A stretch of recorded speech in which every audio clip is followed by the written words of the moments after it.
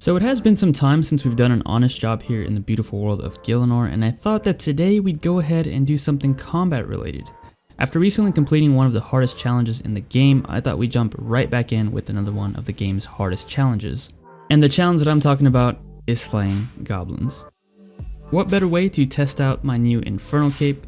Because if I'm being honest, I actually haven't been playing that much since I've received it, but I figured this would be a nice place to start off and mess around with it, so let's jump into it. So today's journey began with talking with the Duke of Lumbridge, and he was telling me how there have been some goblins that have been causing quite the mess close to Alcarid Gate.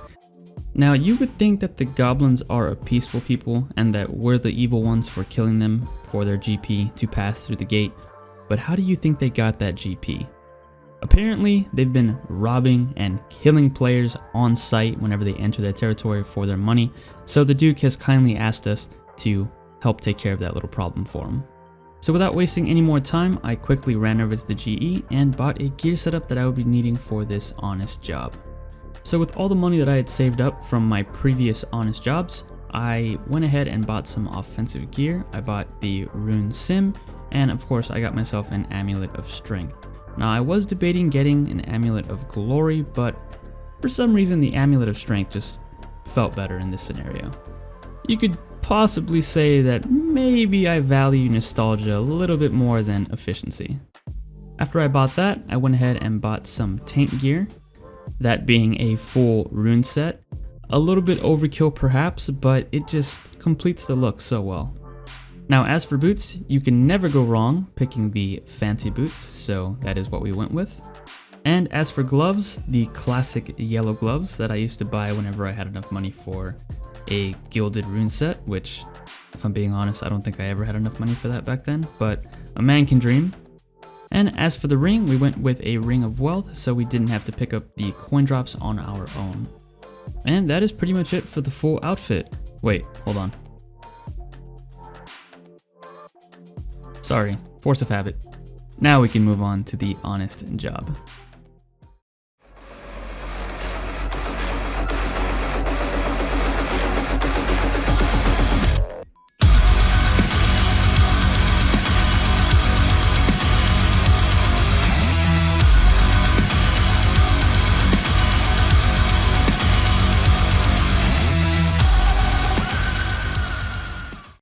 Well, that got dark a little quick, but that's exactly what it felt like for the first couple minutes doing this job. You pretty much one-hit these guys with the stats that we have, and yeah, it's a lot of clicking, so definitely I'd say the Ring of Wealth was a good investment because that's just one less click that we have to do. Other than the coin drops, we mainly just picked up stackables like the runes, the bronze bolts, and of course the goblin mails. Can't leave those behind. Now, if you were really interested in money here, you would probably also want to pick up the bronze spears. Their value shows that they're more than goblin mail right now, but honestly, I don't know how much they sell for in the GE. I just didn't really want to be banking too often here, so that's why we just stuck to the stackables and the goblin mails. They also dropped the ensouled heads, which can be used for prayer training, but I'm not about to pick that up. Yeah, the thought of putting a goblin's head in my inventory just doesn't really sit well with me. But apparently I have no problem killing hundreds of goblins over this next hour, so yeah.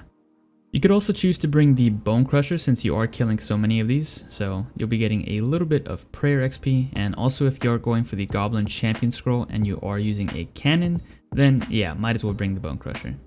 Now while I was doing this, I did have the loot tracker open, that's why the timer looked kind of weird there in the beginning, but when I saw that number going up, the total value of all the items, I got pretty excited until I realized that most of it was from the bones. The bones was actually the highest amount of GP out of all this loot we got, so yeah, we didn't pick up any of that and we didn't bury any of it, so it was kind of worthless. Now of course you could pick up the bones and bank them and choose to sell them off later on, but yeah, I wasn't about to do that much banking. The job here was to rid Lumbridge of these goblins, or at least do the best that I could do. Now, according to the wiki, Lumbridge does have the most goblins in the entire game. It says that there are 121 spawns, so yeah, that's kind of crazy. I definitely think it's going to take a lot more than just me here to rid Lumbridge of these goblins, and luckily an adventurer did stop by and kill some goblins with me.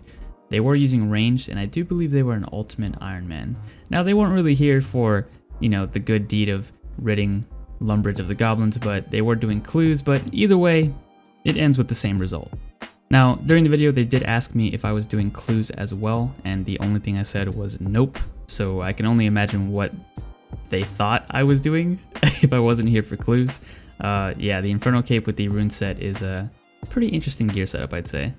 Now, while I was doing this, I almost clicked on a spider and killed the spider. I mean, normally I would probably do that IRL if I saw one in my room. Not a big fan of spiders, but my war currently isn't with them, so I left them alone for this 1 hour. Now, besides the massive amount of money that you see in our inventory, we also get some runes for training magic. These runes can actually be used to cast the confuse and weaken spells, so if you are having trouble with the goblins, feel free to cast the spells on them. Just make sure you take off your armor, because I think in this armor you'll probably splash quite a bit. We also get some bronze bolts so we can train our range, and of course we get the goblin mails, which currently you can't wear right now, which is unfortunate, but who knows, maybe in the future. But yeah, that is pretty much it for this moneymaker. Very click intensive and not the best money, but that's why it's an honest job. Once again, we're not in it for the money here, we're just trying to help out the people of Lumbridge. Alright, so after 1 hour of goblin slaying, this is the loot that we have left over. Let's go ahead and do a little price check of all this stuff. Wow, I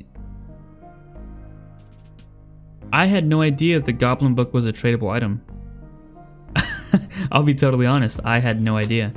I thought this was just like a book that, you know, had a little bit of lore in there. I had no idea there was a price attached to it. That's interesting.